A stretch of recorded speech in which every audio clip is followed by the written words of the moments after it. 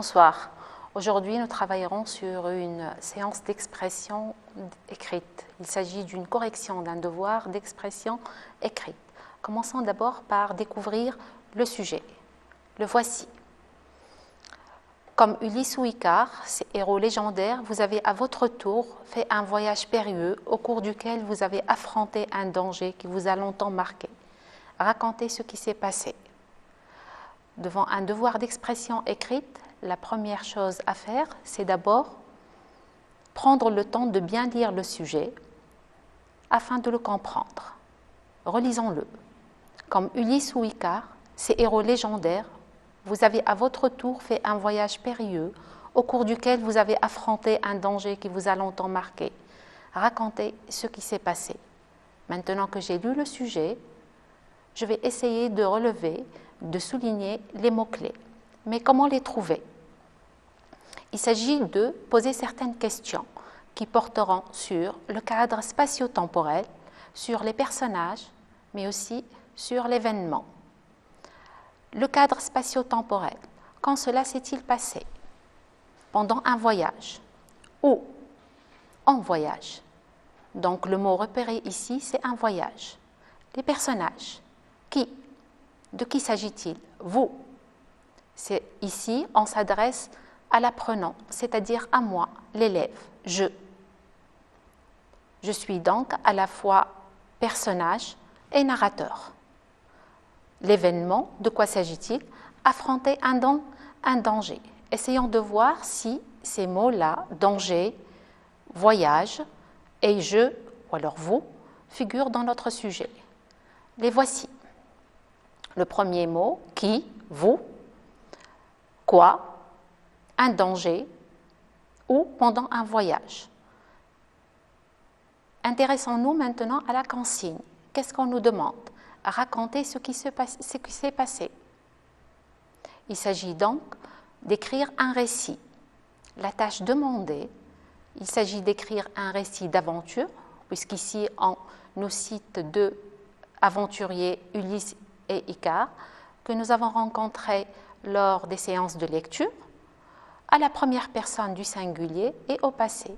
J'ai le choix ici entre le passé composé et le passé simple. Deuxième étape, maintenant que j'ai compris le sujet, que dois-je faire? Il s'agit de rechercher des idées, faire un plan, rédiger, puis s'auto-évaluer. Comment rechercher les idées? La recherche des idées. Pour retrouver des idées, il faut revenir sur les mots-clés que nous avons soulignés tout à l'heure, repérés tout à l'heure dans notre sujet. Commençons par les circonstances, c'est-à-dire le cadre spatio-temporel, le lieu. C'était pendant un voyage. C'est donc une région inconnue, peut-être, un endroit présentant des dangers possibles, une grotte, ça pourrait être, l'océan, la montagne, etc. Le temps. Il s'agit d'un moment favorable aussi au danger. Ça pourrait être la nuit, pendant une tempête ou alors pendant un orage. Le personnage, c'est vous, donc je, la première personne du singulier. Mais on pourrait aussi avoir éventuellement des compagnons de voyage qui ne vont pas avoir un rôle très important puisque le je sera toujours le personnage principal autour duquel tournent tous les événements de l'histoire. L'événement, c'est un danger. Le danger pourrait être une rencontre avec des personnages dangereux tels que voleurs ou alors pirates, une rencontre avec des monstres, ça pourrait être un animal féroce, ça pourrait être une bête horrible, ou ça pourrait être aussi un obstacle tel que accident ou naufrage. La recherche des idées étant terminée, je vais passer à la planification, faire un plan pour mon travail. Il s'agit ici d'écrire un récit avec 3 parties. Une première sera une introduction, la deuxième partie, la plus importante, c'est le développement, et la troisième sera la conclusion. L'introduction correspondra à la situation initiale. Dans cette première partie du récit, on va présenter le cadre spatio-temporel, les personnages, ce qu'ils font. Dans la deuxième partie, qui correspond au développement ou encore à la situation intermédiaire, on va raconter et éventuellement décrire les péripéties du voyage. Dans une troisième et dernière partie, on va faire part des sentiments et trouver un dénouement à notre histoire. Ce travail terminé, on va passer à la rédaction. L'élève va donc rédiger son travail. C'est la partie la plus importante et qui prendra beaucoup de temps. Une fois ce travail terminé, on va prendre le temps de relire ce développement pour pouvoir nous auto-évaluer et éviter les erreurs et pouvoir même nous corriger. Pour cela, on propose une première grille d'évaluation.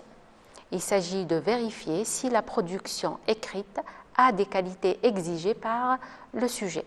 Dans cette première grille d'évaluation, je vais m'assurer de la présentation matérielle de mon récit, de mon devoir, et puis aussi de la correction linguistique.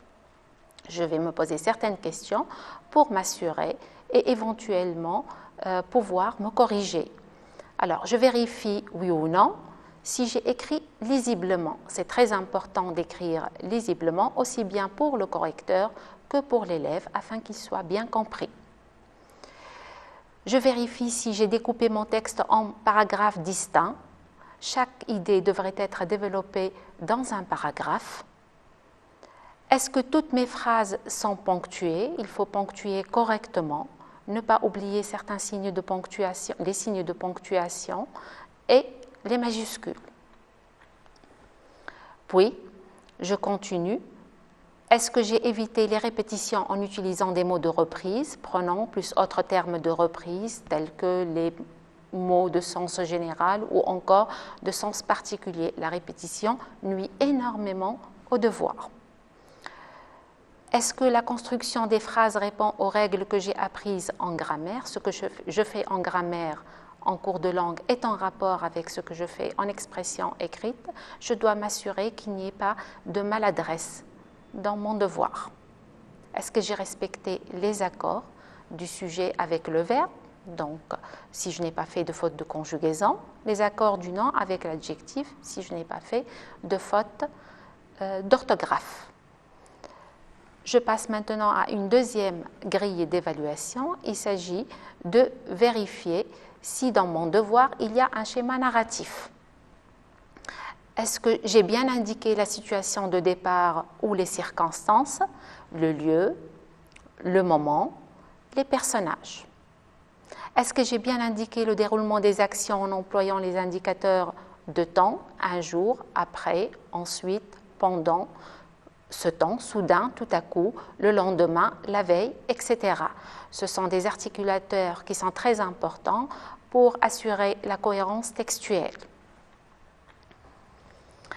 Est-ce que les événements ou les actions que je raconte respectent un ordre logique, donc relatif au raisonnement? Est-ce que j'ai employé des mots de vocabulaire précis et variés? Éviter les impropriétés, éviter aussi de traduire de l'arabe, m'assurer que j'ai utilisé le bon mot dans la bonne situation. Est-ce que j'ai respecté l'emploi du temps du récit? Il s'agit ici d'écrire un récit au passé, passé composé ou alors passé simple. Je m'assure que tout au long de mon devoir, j'ai bien utilisé soit le passé composé, soit le passé simple. Est-ce que j'ai indiqué comment mon histoire se termine?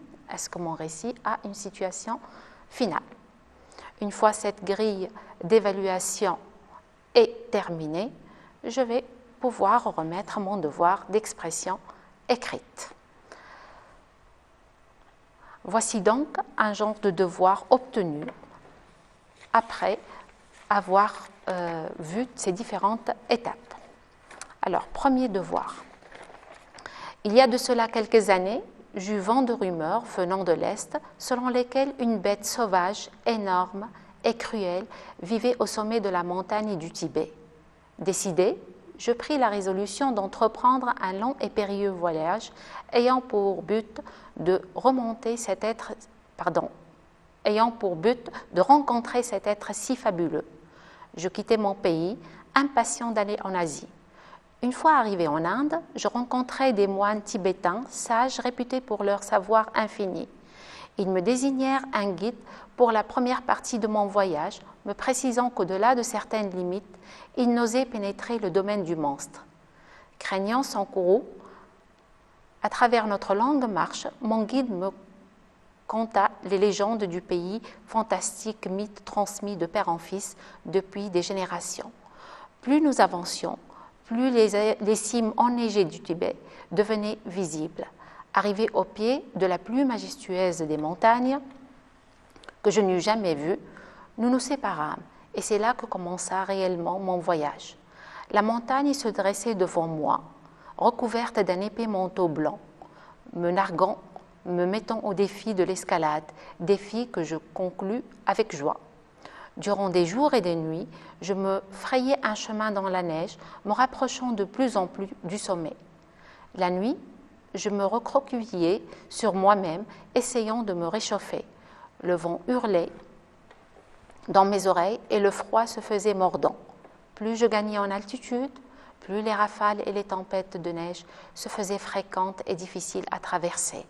Mais je faisais contre mauvaise fortune, bon cœur, appréciant la chaleur du soleil lorsqu'il apparaissait derrière l'épaisse couche de nuages. La solitude commençait à me peser, mais j'essayais de ne pas trop y penser. Allant par vent, j'arrivais enfin au sommet de la montagne. Devant moi se tenait une énorme grotte, sombre et profonde. N'écoutant alors que mon courage, je pris mon pistolet et pénétrai dans l'antre de la bête. Ce que j'y découvris me stupéfia. Nous étions bien loin du monstre horrible et cruel dont parlait tout le monde. Non, rien de tout cela n'était vrai, si ce n'est qu'au lieu du fabuleux Yéti des neiges, cette grotte était habitée par un ermite vivant, reclus de la société. Cette découverte fut bouleversante pour moi, mais je lui promis de garder son secret. Quoi qu'il en soit, cette aventure m'aura permis de découvrir l'Asie et d'aller plus loin que quiconque, jusqu'au sommet de cette magnifique montagne.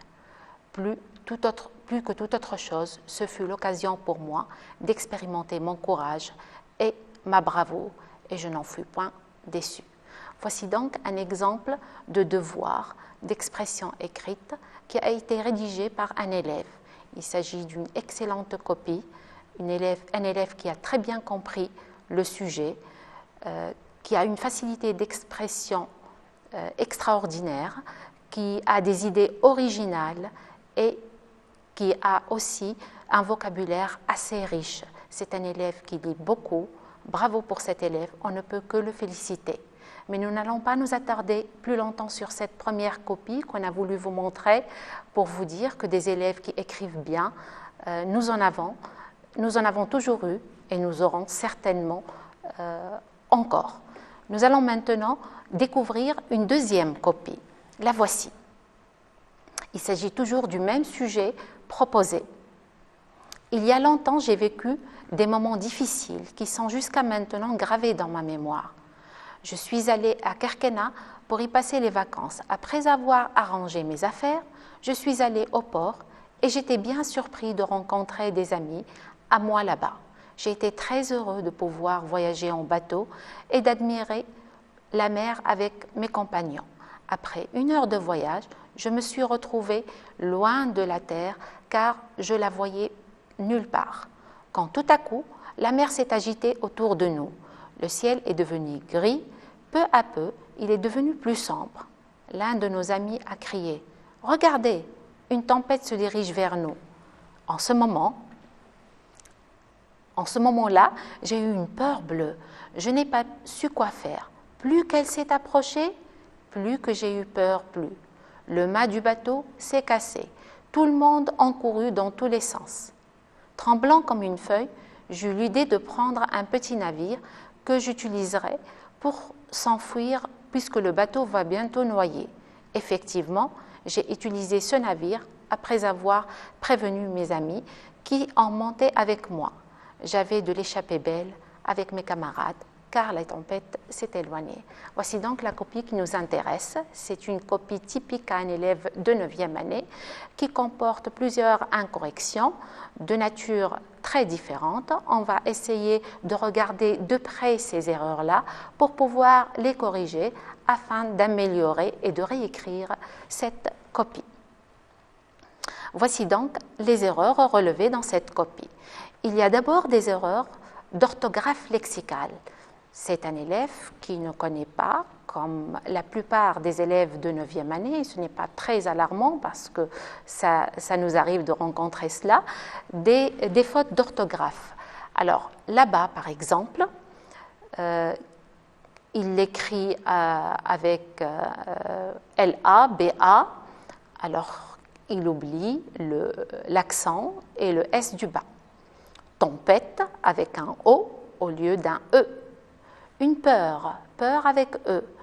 Ils ont tendance, les élèves, à confondre à donner la marque du féminin à tous les noms féminins. Donc c'est la raison pour laquelle il ajoute ici un E pour peur qui s'écrit normalement sans E. C'est une faute très courante. Bateau avec accent circonflexe sur le A. C'est peut-être une pensée à bâton, une confusion avec bâton. Bateau ne s'écrit pas avec accent circonflexe, ça s'écrit avec A tout court. Ce sont des erreurs très fréquentes au niveau de la 9e année. Avec un peu d'attention, on pourrait les éviter. Le deuxième type d'erreurs, ce sont des erreurs sémantiques, c'est-à-dire ce sont des mots qui ne sont pas à leur place, qui ne sont pas appropriés, des impropriétés. Ainsi, par exemple, dans sa copie, l'élève utilise « petit navire » au lieu de parler d'un canot, un canot de sauvetage. C'est un manque de vocabulaire qui fait que l'élève n'arrive pas à trouver le mot canot. Devenu plus sombre. Ici, on pourrait remplacer devenu plus sombre par c'est assombri. La langue française nous permet de faire l'économie des mots, donc on pourrait plutôt utiliser un verbe au lieu de toute une expression. Une tempête se dirige vers nous. C'est un peu de l'arabisme, c'est un élève qui pense en arabe. Au lieu de dire une tempête s'annonce.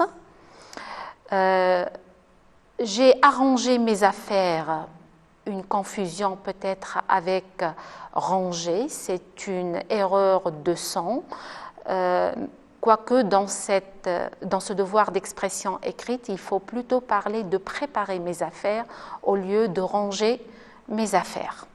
On continue avec les mêmes erreurs, avec les erreurs, mais d'un autre genre, des erreurs de grammaire de la phrase, c'est-à-dire des maladresses d'expression. C'est un élève qui, de temps à autre, nous fait une petite maladresse. Donc, on va essayer de nous attarder un peu sur ces maladresses et de voir comment on pourrait les corriger. Je la voyais nulle part, ici pour dire je ne la voyais plus. Plus qu'elle s'est approchée, plus que j'ai eu peur, plus. C'est très très mal dit, ça nous fait repenser un peu à l'arabisme, c'est un élève qui pense toujours en arabe. Elle ici, c'est la tempête, plus la tempête s'approchait, plus j'avais peur, c'est ainsi qu'on la corrige. Enfin, et pour terminer, il y a les connecteurs interphrasétiques, c'est-à-dire les articulateurs logiques, ces mots qui vont me permettre d'avoir une liaison entre une idée et une autre, une phrase et une autre, que certains élèves oublient, que d'autres ont du mal à choisir le terme approprié et de le mettre à sa place. Ainsi, par exemple, nous avons repéré dans cette copie « Ai-je vécu des moments difficiles ? Je suis allée à ». Alors, ici, il y a absence totale d'articulateur. L'élève n'en met pas un. Ai-je vécu des moments difficiles ? En effet, je suis allée à. Donc, il a oublié de mettre en effet, qui est ici un articulateur qui pourrait assurer cette cohérence entre la première idée et la deuxième. Dans une deuxième phrase, il dit « Effectivement, mes amis qui ont monté avec moi ».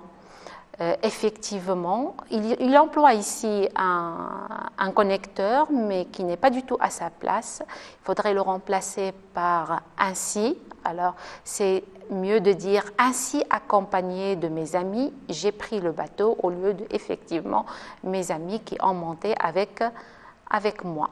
Et pour terminer, j'avais, vers la fin du devoir, il dit, j'avais de l'échappée belle avec mes camarades. Finalement, nous l'avons échappé belle. Voilà donc le genre d'erreur repérée dans une copie typique à un élève de 9e année. Maintenant que j'ai corrigé les fautes, je vais pouvoir réécrire mon devoir en vue d'améliorer ma production. Il s'agit d'une copie où il n'y a pas de problème au niveau de la présentation matérielle. Nous l'avons remarqué dans la première grille d'évaluation. C'est un élève qui respecte la forme du récit. Il y a des paragraphes bien distincts. C'est une production qui est bien ponctuée correctement. C'est un élève qui n'a pas négligé ses majuscules ni ses signes de ponctuation. On va donc s'intéresser plutôt à la correction linguistique. Voici donc une possibilité d'amélioration. Nous reprenons donc cette deuxième copie, cette copie qui est moyenne, dans laquelle nous avons repéré les erreurs que nous avons corrigées tout à l'heure. Il y a longtemps, j'ai vécu des moments difficiles qui sont jusqu'à maintenant gravés dans ma mémoire.